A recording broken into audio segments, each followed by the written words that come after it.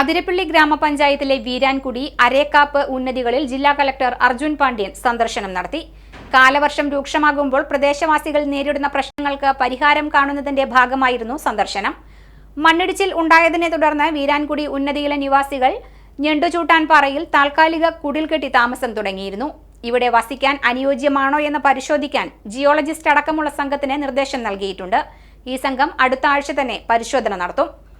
അരേക്കാപ്പ് ഉന്നതിയിൽ നിലവിൽ 28 കുടുംബങ്ങളാണുള്ളത്. സ്ഥിരമായി മാറ്റി താമസിപ്പിക്കുന്നതിന് നടപടി സ്വീകരിക്കണമെന്ന് പ്രദേശവാസികൾ ആവശ്യപ്പെട്ടു.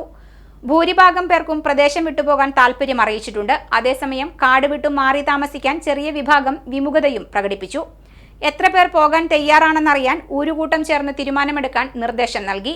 മാരംകോടും വെറ്റിലപ്പാറയുമാണ് പ്രദേശവാസികൾ മാറി താമസിക്കുന്നതിന് ആവശ്യപ്പെട്ടത്.